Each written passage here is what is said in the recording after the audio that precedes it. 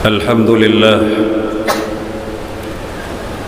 لله الواحد الأحد الصمد الذي لم يلد ولم يولد ولم يكن له كفوا أحد.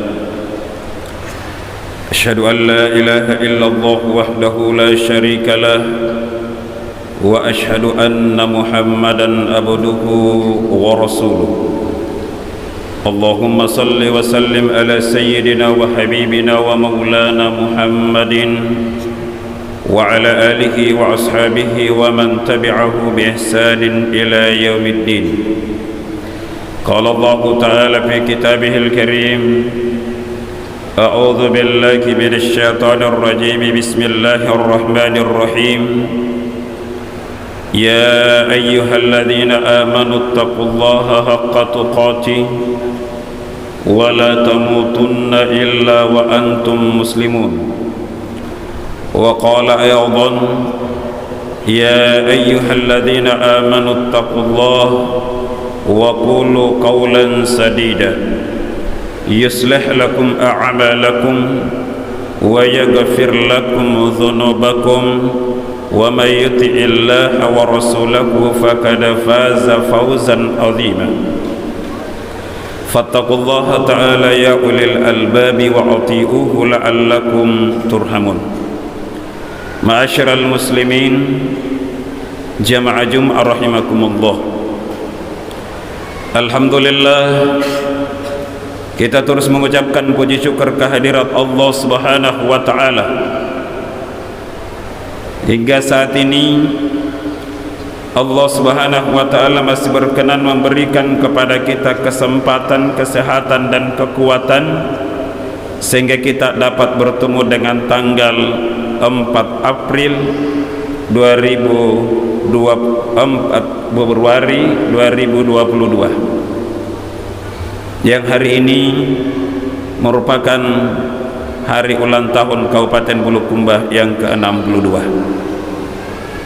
Kita juga bersyukur kepada Allah Subhanahu wa taala bahwa kita masih diberikan kesempatan dan kemampuan untuk terus meningkatkan ketakwaan kita kepada Allah Subhanahu wa taala. Dan semoga setiap ibadah dan amal soleh yang telah kita lakukan diterima di sisi Allah Subhanahu wa taala. Jamaah Jum'ah rahimakumullah, di dalam kitab Hilyatul Awliya, Abu Nu'aim mengutip sebuah ungkapan yang sangat-sangat indah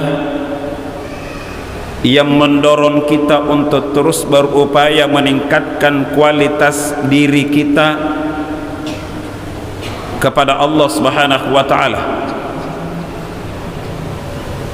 Maka di dalam buku itu disebutkan, man kana yaumuhu khairan min amsihi fahuwa rabihun. Siapa yang hari ini lebih baik dibanding daripada hari-hari kemarin, hari-hari sebelumnya, fahuwa rabihun, maka itulah orang yang beruntung. Wa man kana yaumuhu sawa'an min amsihi fahuwa khasirun. Dan siapa yang hari ini justru sama saja dengan hari-hari kemarin, maka itulah orang yang merugi. Wa man kana yaumuhu aswa'a min amsihi fahuwa halikun. Dan siapa yang hari ini justru lebih buruk dibanding daripada hari-hari kemarin, maka itulah orang yang celaka. Apa yang dikutip oleh Abu Nu'aim ini menjadi dorongan bagi kita semua untuk senantiasa meningkatkan iman dan takwa kita kepada Allah Subhanahu wa taala, untuk lebih mendekatkan diri kita kepada Allah Subhanahu wa taala melalui ibadah-ibadah dan amal-amal saleh yang kita lakukan di dalam keseharian kita. Dan pada tahun ini pemerintah daerah Kabupaten Bulukumba memberikan tema yang sangat indah, sehat dan produktif menuju Bulukumba, maju dan sejahtera. Kalau kemudian kita merujuk kepada Al-Quran dan hadis-hadis Rasulullah sallallahu alaihi wasallam, paling tidak ada dua hal yang dapat kita lakukan untuk mewujudkan semua hal tadi. Menjadi warga yang sehat dan produktif, untuk menjadi warga yang menuju maju dan sejahtera. Kedua hal yang saya sebutkan tadi, yang pertama adalah sedekah. Sedekah ini menyehatkan seseorang sekaligus bisa membuat seseorang itu menjadi pribadi yang produktif. Logika dasarnya, kalau kita sehat maka kita akan produktif, dan kalau kita produktif insya Allah semakin banyak yang kita bisa sedekahkan kepada orang lain. Dan kalau kemudian misalnya kita sakit, Rasulullah sallallahu alaihi wasallam telah memberikan kepada kita sebuah resep yang sangat-sangat manjur, di mana Rasulullah Nabi kita Muhammad sallallahu alaihi wasallam dalam hadis riwayat Abu Nuaim disebutkan, dawu maradakum bis sadaqati, hassinu amwalakum biz zakati, wa dawu maradakum bis sadaqati. Obatilah orang-orang yang sakit di antara kalian dengan sedekah. Ini adalah salah satu resep dari Nabi kita sallallahu alaihi wasallam, dan itu telah dibuktikan oleh banyak orang.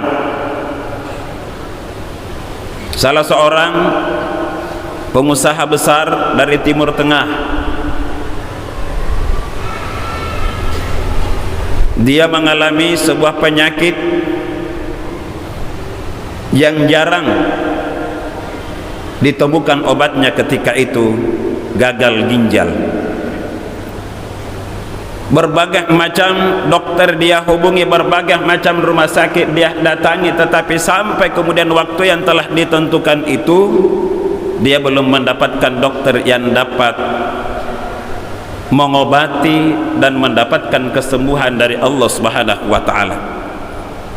Sampai kemudian dia mendapatkan kabar bahwa salah satu rumah sakit dan dokter itu ada di sana yang dapat menyembuhkan, yang dapat mengobati penyakitnya adalah di Amerika. Maka terbanglah dia ke Amerika bersama dengan beberapa anggota keluarga dan karyawannya yang akan menjaganya. Tiba di Amerika, dia kemudian mendapatkan kabar bahwa penyakit kamu ini sangat-sangat parah. Pada tu biasa di kelinga di kampota, kalau sangat parah mi penyakitnya orang, maka kemudian dia mengatakan, Andre memang dia Andre nu pakelima kesingnya. Kalau ada dosamu sama orang tuamu, ada dosa sama saudara-saudaramu, minta maaf memang maki. Dan nikmati memang rezeki Allah Subhanahu wa taala yang Allah berikan kepada Anda. Dia mendapatkan itu dan dia kemudian semakin putus asa, dan dia mengatakan di dalam dirinya, mungkin ajal saya memang cuma sampai di sini. Maka dia meninggalkan Amerika dan kemudian kembali ke Timur Tengah di salah satu negara yang sangat kaya itu. Dalam perjalanan dari bandara ke rumahnya, dia menyaksikan seorang orang tua, seorang ibu bersama dengan dua puteranya yang sedang mengelilingi tempat sampah sambil mengais rezeki, mencari makanan-makanan sisa dari tempat sampah itu.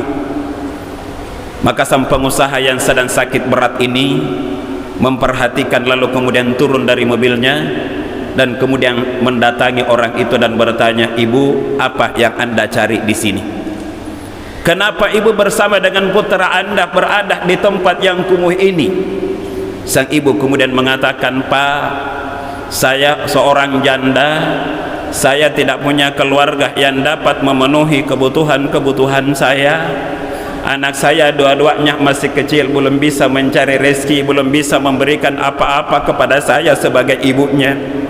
Pak, saya tidak punya penghasilan bulanan, saya tidak punya penghasilan mingguan.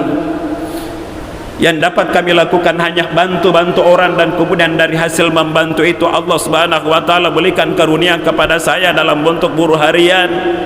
Tetapi kalau kami libur, kami tidak mendapatkan apa-apa lagi." Maka yang dilakukan setiap hari apa? Datang ke tempat sampah yang terdekat dari hotel yang tidak jauh dari rumahnya. Ternyata di tempat sampah itu ada sisa-sisa makanan dari hotel, ada roti-roti sisa dari hotel, ada daging-daging yang dibuang dari hotel tersebut, dan inilah yang diambil oleh sang ibu untuk kemudian dikonsumsi oleh dirinya bersama dengan 2 orang anaknya. Melihat pemandangan itu, sang pengusaha ini yang sedang dalam keadaan sakit berat tiba-tiba teringat dengan salah satu pesan Rasulullah sallallahu alaihi wasallam, dawa maradakum bisadaqati, sembuhkanlah orang-orang yang sakit di antara kalian dengan sedekah, obatilah orang-orang yang sakit di antara kalian dengan sedekah. Maka kemudian dia datang ke resepsionil hotel dan kemudian mengatakan, saya ingin bertemu dengan manajer hotel ini. Dan kepada manajer dan keuangan dia kemudian mengatakan, Pak manajer, saya ingin ibu beserta kedua anaknya ini setiap hari makan di restoran hotel ini, dan seluruh bil tagihan yang ibu konsumsi saya yang tanggung. Sang pengusaha ini mengambil sebuah risiko yang kemudian di dalam dunia bisnis mungkin orang akan mengatakan dia akan rugi, karena setiap hari orang yang tadinya cuma makan di emperan, makan di warung kecil, tiba-tiba kemudian sang ibu beserta 2 anaknya setiap hari dia makan di restoran dan dibayar oleh sang pengusaha besar ini. Apa yang terjadi kemudian? Hanya dalam beberapa jam Allah Subhanahu wa taala berikan kekuasaannya, Allah tampakkan kuasanya bagi mereka yang rajin bersedekah. Setelah tiba di rumahnya, dia periksa penyakitnya dan ternyata tubuhnya makin sehat. Minggu depannya diperiksa lagi, makin sehat. Minggu depannya lagi diperiksa lagi, makin sehat. Sampai kemudian sang dokter itu kemudian mengatakan, apa yang anda lakukan wahai Pak pengusaha sehingga Allah Subhanahu wa taala mengembalikan diri anda menjadi orang yang sehat? Sakit yang anda idap selama bertahun-tahun belakangan ini Allah Subhanahu wa taala sudah sembuhkan, padahal anda tidak menjalani operasi apapun, anda tidak berobat di rumah sakit yang sangat terkenal, anda telah datang tetapi kemudian anda juga ditolak. Apa yang anda lakukan? Dia kemudian mengatakan, kuncinya adalah satu, saya selalu bersedekah. Ternyata kemudian itu adalah salah satu resep dari Nabi kita sallallahu alaihi wasallam. Dan kalau kemudian sedekah ini kita kumpulkan, sedekah ini kemudian kita kolaborasikan dengan berbagai macam komunitas dan kemudian terkumpul modal yang banyak, ternyata ini juga dapat menjadi modal besar bagi saudara-saudara kita yang pengangguran untuk kemudian dapat berusaha sesuai dengan keterampilan dan kemampuannya. Di Kabupaten Bulukumba ada puluhan ribu tanah wakaf. Di Kabupaten Bulukumba banyak potensi-potensi yang dapat dimanfaatkan oleh anak-anak muda kita dibanding daripada menganggur. Dan di Kabupaten Bulukumba banyak saudara-saudara kita yang masuk ke dalam rumah sakit, mereka tidak punya BPJS, mereka tidak punya pendamping yang dapat mendampingi mereka, mereka tidak punya orang yang membiayai kehidupannya. Tetapi dengan sedekah yang dikumpulkan, dengan zakat yang terus kita upayakan dikumpulkan, alhamdulillah setiap bulan puluhan bahkan ratusan orang yang tertolong dari sedekah-sedekah yang dikumpulkan oleh banyak komunitas yang ada di Kabupaten Bulukumba ini. Dan ini adalah merupakan salah satu kolaborasi kemanusiaan yang yakin akan mendatangkan keberkahan dari Allah Subhanahu wa taala. Maka upaya yang kedua untuk menjadi pribadi yang sehat dan kemudian menjadi produktif, harus ada namanya at-ta'awunu, sebagaimana disebutkan oleh Allah di dalam Al-Quran, wa ta'awanu alal birri wa taqwa wa la ta'awanu alal ithmi wal udwan. Harus ada kolaborasi dari berbagai macam unsur, dari berbagai macam komunitas, kolaborasi dari berbagai macam kelompok dan seterusnya, untuk kemudian saling berbagi ilmu antara satu dengan yang lain, saling berbagi pengalaman antara satu dengan yang lain, kemudian melahirkan manusia-manusia produktif, ibu-ibu yang produktif, pemuda-pemuda yang produktif, sehingga dengan produktivitas itu mereka dapat menjadi orang yang lebih sehat. Seorang ulama besar yang bernama Ibnu Qayyim Al-Jauziyah kemudian memberikan kepada kita sebuah resep indah. Beliau kemudian mengatakan, janganlah kalian terdiam atau anda akan menjadi orang yang penyakitan. Jangan menjadi orang yang penganggur atau Anda akan dilanda penyakit. Semakin banyak menganggur dan diam, maka semakin rentan akan sebuah penyakit menyerang tubuh kita dan pikiran kita. Dan kalau sampai kemudian itu sudah menyerang pikiran kita, maka itu akan melelahkan tubuh kita. Dan kemudian beliau melanjutkan perkataannya, 70% penyakit fisik yang dialami oleh manusia umumnya disebabkan oleh adanya penyakit psikis yang berdampak pada fisiknya. Barakallahu li wa lakum fil Qur'anil azim wa nafa'ni wa iyyakum bima fihi minal ayati wa dzikril hakim wa taqabbala minni wa minkum tilawatahu innahu huwal ghafurur rahim.